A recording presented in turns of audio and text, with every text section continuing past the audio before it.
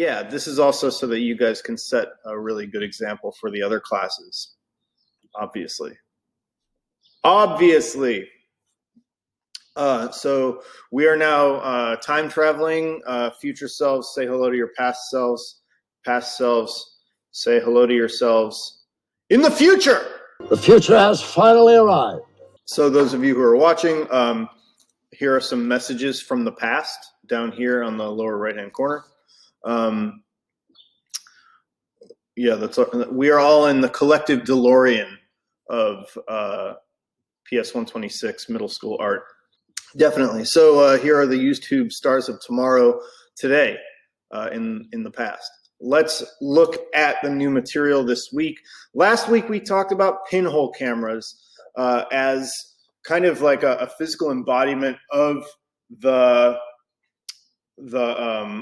basic phenomenon of what a camera is, which is a system for capturing light. And so today we're going to take that step. We're going to take that idea a step farther.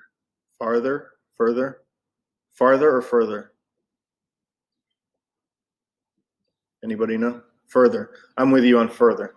And we're going to talk about the camera obscura, the mysterious camera obscura. Also the name of an indie rock band, I think. Not one I'm very familiar with, obviously. Please bring that to Mr. Sutton's attention. We will go over the accompanying slide presentation together in class this week. Later, I will post a video of the presentation for students who, for whatever reason, are unable, to join synchronously. Without further ado.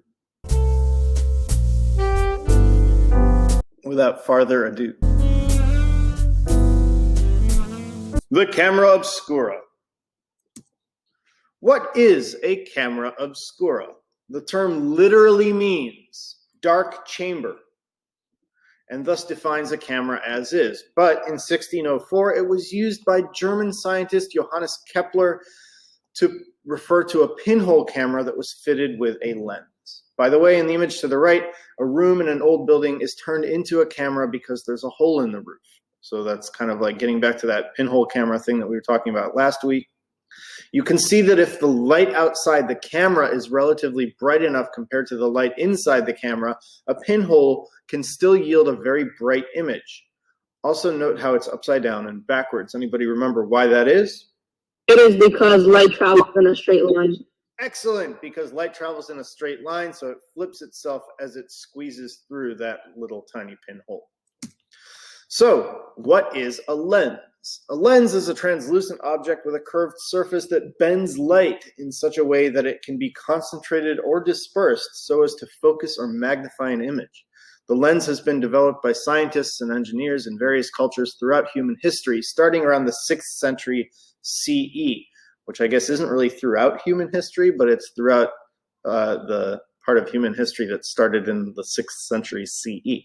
It continues to be experimented with and improved upon. And by the way, lensing is also something that can happen, and I learned about this a few years ago when I went to a fascinating talk at a place called Pioneer Works in Red Hook, Brooklyn, where they have a kind of resident physicist named Jana Levin. And she kind of moderated a talk about black holes because she's an expert on black holes. And so for those of you who don't know, black holes are kind of cosmic phenomena that occur when I think it has to do with a star collapsing, and they form this supermassive kind of event in space where their mass is so strong that it has a gravitational pull that even light and time cannot escape. As a result, what happens around them is something called lensing, which means that the light and things around the black hole are being bent in a similar way as a lens like you would see in a camera or binoculars or eyeglasses. So if you look out at the stars with a very powerful telescope toward a black hole, around the perimeter of a black hole, even if you can't see the black hole itself, you will see something called lensing, which is a similar kind of distortion as if you were holding up like a magnifying glass and looking through it. Really cool stuff. So you don't need a piece of glass to create a lens. You just need anything that can bend light, and that includes gravity itself. So now that we have sufficiently derailed this idea with cosmic phenomena, let's return to our very terrestrial idea of what a camera is. Artists throughout history have used pinhole cameras and cameras obscura. Isn't that cool? When you say camera obscura in plural, it's cameras obscura, not camera obscuras. I love that stuff. Artists throughout history have used pinhole cameras and cameras obscura to create images from which they could more quickly create artwork by tracing the projected image. Look carefully at the old etching to the right. The artist is working inside the camera. What do you notice about the image that the artist is working on? Flip. That's right, for reasons mentioned earlier. Eventually, a more portable camera obscura was developed so that artists could gain more control over their compositions. The kind shown at right is similar to what artists like Johannes Vermeer, who's painting The Astronomer, who's pictured below, would have used in the 17th century. And the one on the right is a typical camera obscura at the beginning of the 19th century, somewhat larger than the replica shown above on the website where it was taken from. So you have a mirror, which then flips your image back right side up, right?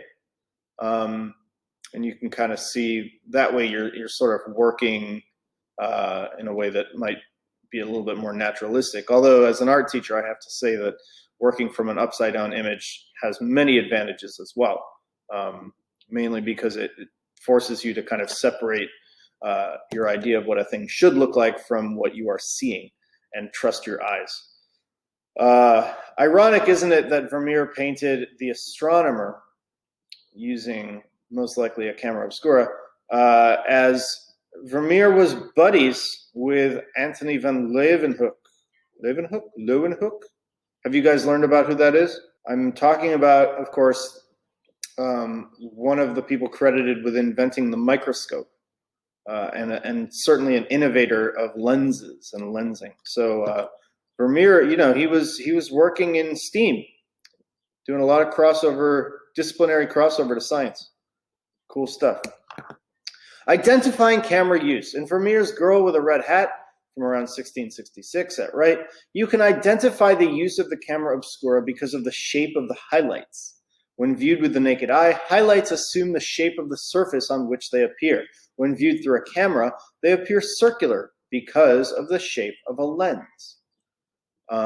So let's zoom in on that a little bit. Note how Vermeer's highlights look like out-of-focus lights that you'd see in a normal photographic camera. Can everybody see that? See the little highlights? And so like circular lenses create circular highlights like this. And a lot of the time when you see kind of out-of-focus lights, you'll see other artifacts from the shape of the lens or the shape of the aperture. Artists using cameras obscura today.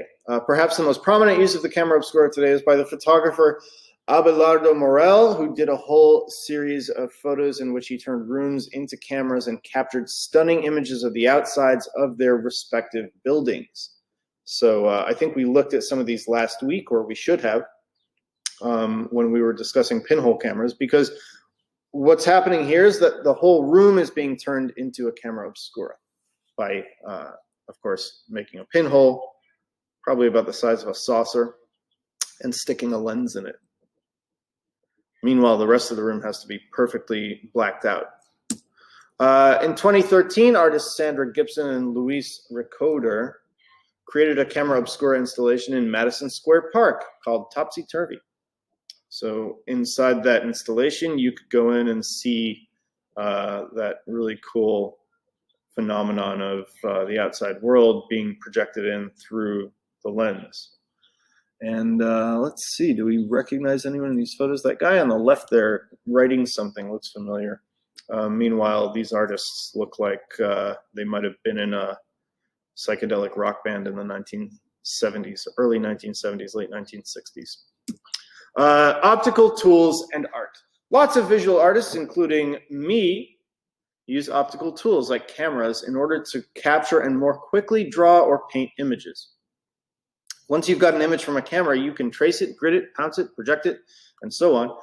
And this speeds up the process of transposing the image from the camera to the workpiece.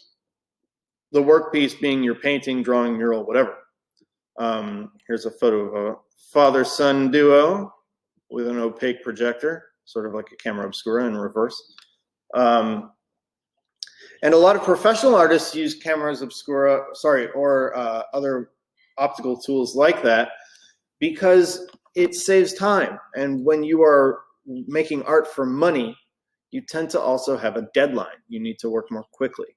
And while many artists may be able to work from observation in a way that elicits almost perfect photographic representation, it takes longer. You make mistakes. You have to study what you're seeing more.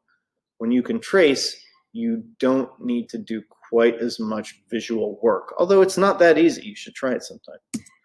So we're going to have a little class discussion today. Is it okay to trace from a camera image? Consider the role of the camera in visual art and decide whether it's okay for visual artists to trace or copy from cameras. We will familiarize ourselves with different artists. Those will be painters, of course, not photographers, who use or used cameras. I list a few names here just to get you started, but you should find others as well.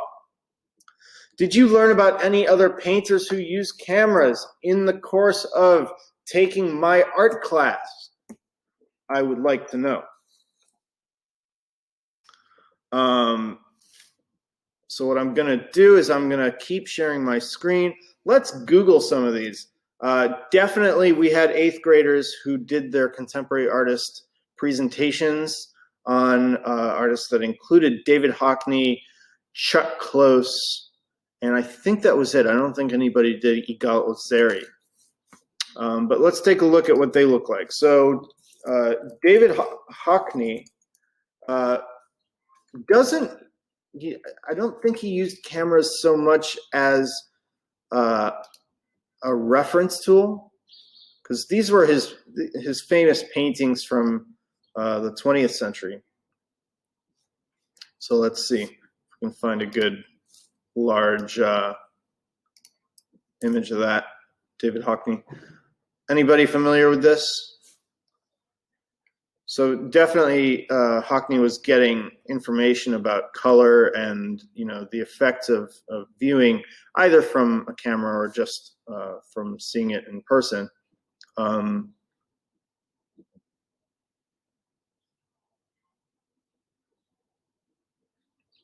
Yeah, you've probably seen this somewhere. So the other thing is that, like, if you're sitting in front of a swimming pool trying to do a painting, it's going to be very hard for you to capture the behavior of the surface of the water unless you take a photograph of it, because it is constantly moving. Ryan, I think he's not wearing a diaper. I think probably he just jumped in his tidy whities, probably wearing briefs, or maybe a white swimsuit, which is cut like briefs.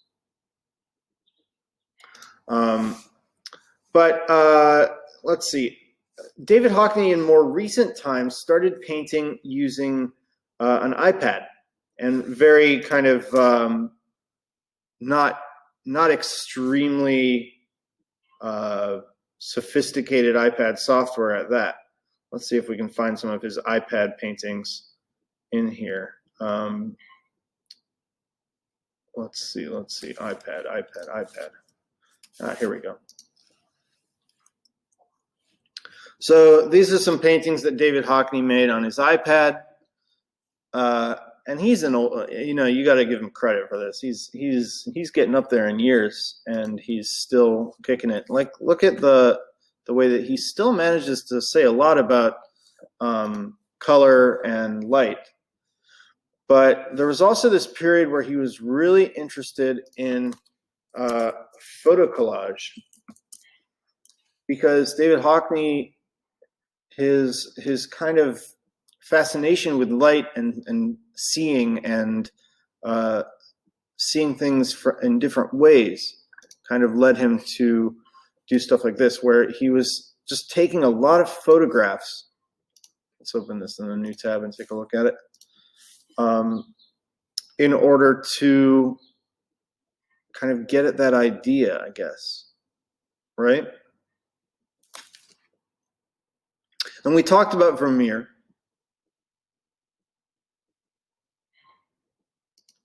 Who else? Who else? Leonardo most likely was using a camera at some point. I want to show you guys Ilya Repin. Ilya Repin was a Russian realist from the 19th century. His work would have looked like this. This painting is actually in the Metropolitan Museum of Art. You can go and see it in person if you like. Let's zoom in on that a little bit for you. Repin easily could have done this from observation, but it is likely that as part of his general practice, he was using a camera. And this was around the time that photography was starting to become a little bit more ubiquitous. It was a thing that was, it was a thing that was kind of being done more for people who wanted their portraits done perhaps less expensively. So painters would have to kind of prove that they could keep up. And there's no way that you can get 10 or 11 guys to hold this pose for days and days and days on end. So it's highly likely that this was photographed first. For example. And let's take a look also at Repin's good friend, Ivan Kramskoy. Check this guy out. He has this painting of Ivan Shishkin. Shishkin, of course, the great Russian writer.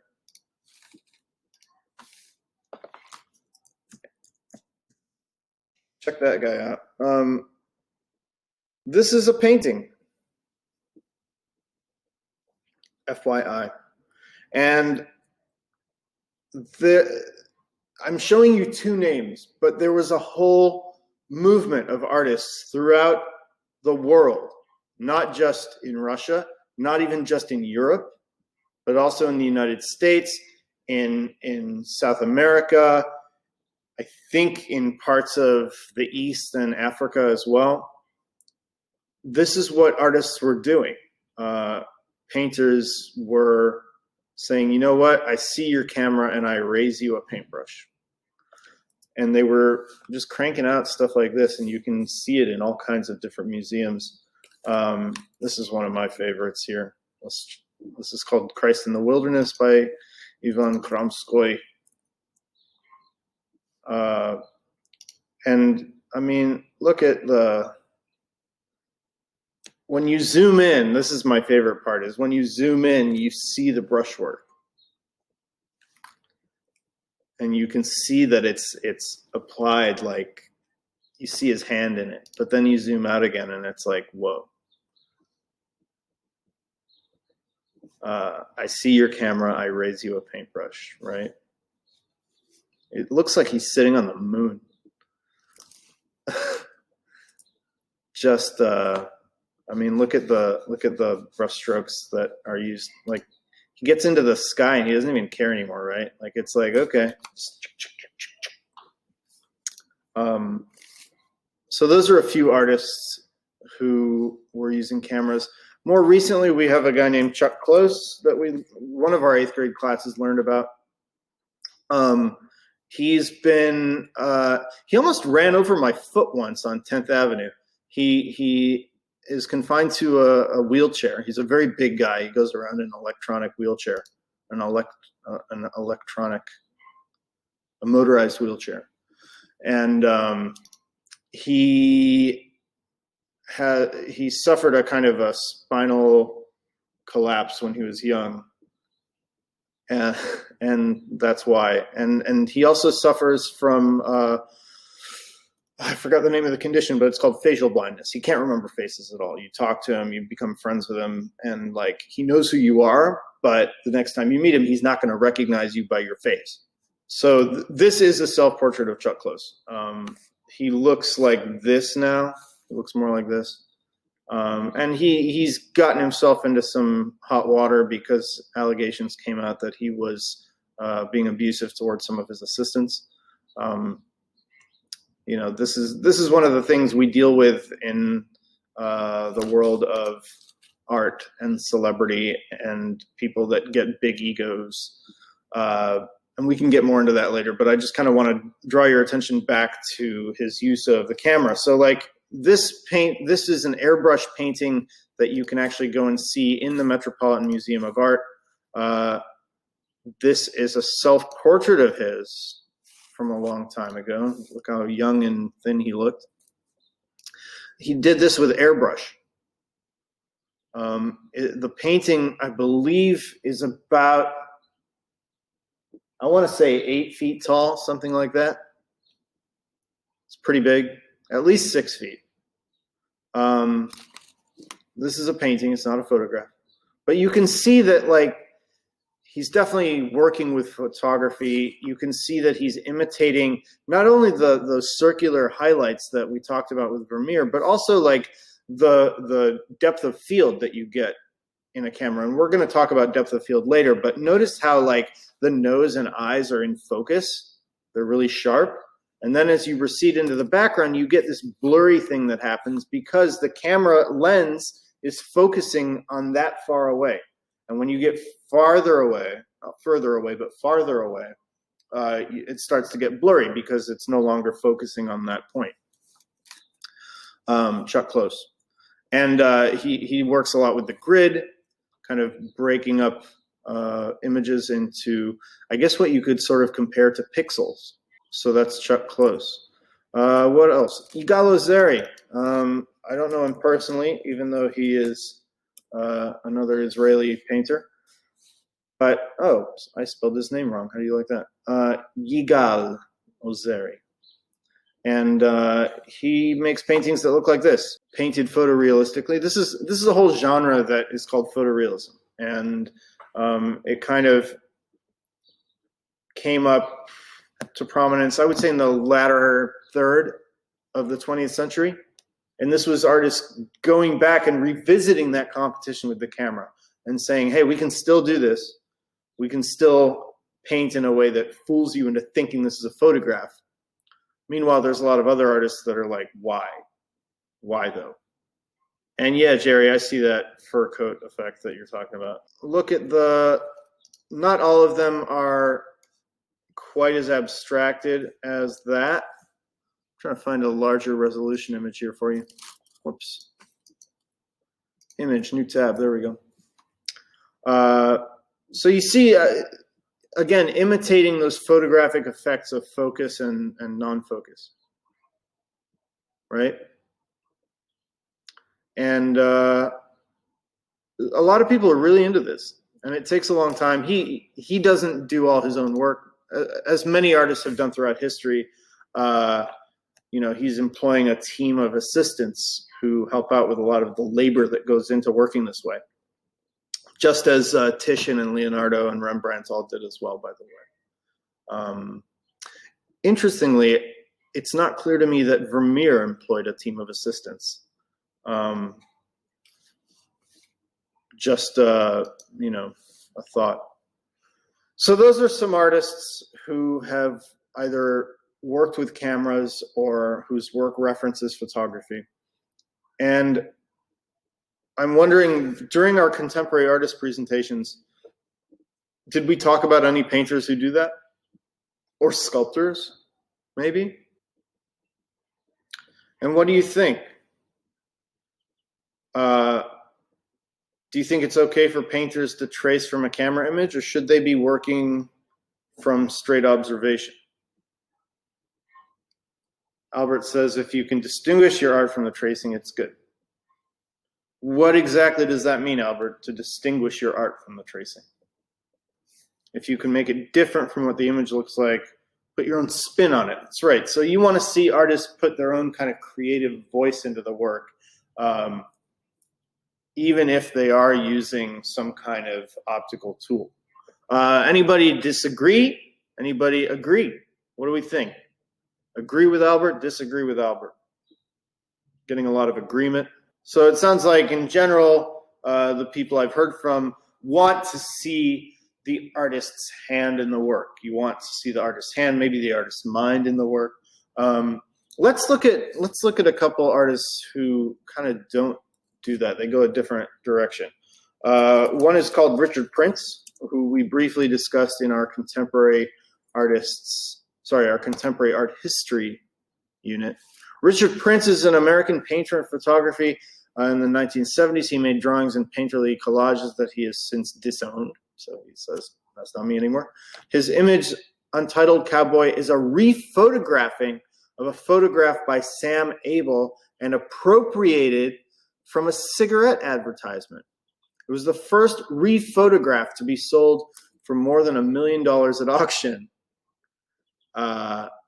So let's talk about that. Rephotograph art. What does that mean? Rephotography. Wikipedia says it is the act of repeat photography of the same site with a time lag between the two images, a then and now of a particular area. Some are casual, usually taken from the same point. Okay, so they're talking about like before and after, then and now. But I think we are looking for the Richard Prince style of rephotography. So let's look at Richard Prince again. We're going to go to an image search this time. And let's see. He had this exhibition of Instagram paintings, which they're called paintings, but I'm not really clear on why that is. As far as I can tell, these are prints, Richard Prince. So, for example, this is, you can see it's being put up by art handlers here. This is what dudes who work in galleries look like. And there's some rather exclusive content in this image, so I'm going to go ahead and find another one for you. And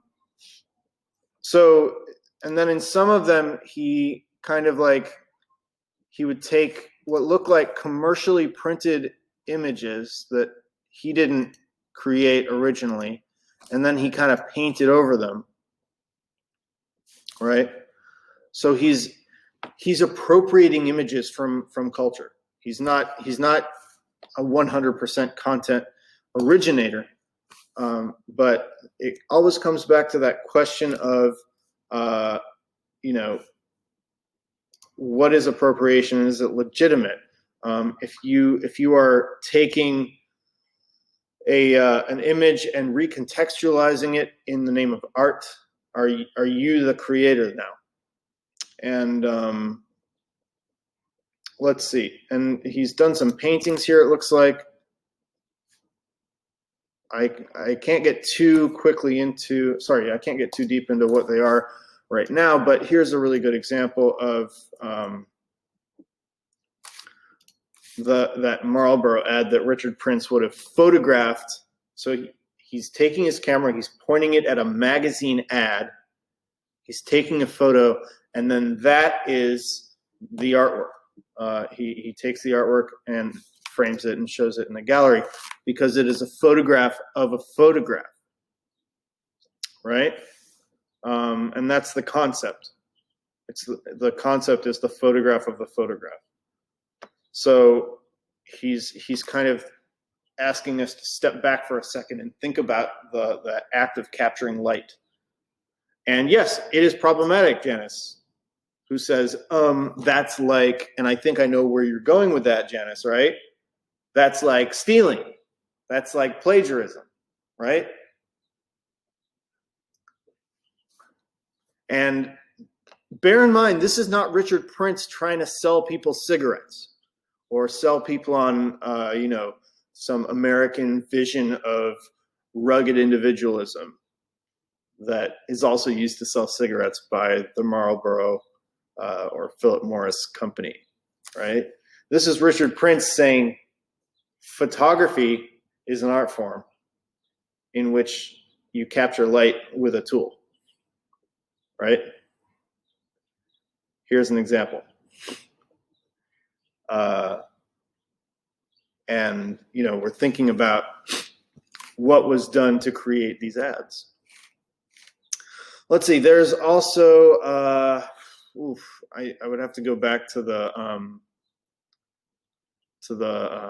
art history unit to get other names of artists who did this. But Richard Prince is perhaps one of the best known. There's also a woman artist who does it, and for some reason I'm just Sherry Levine,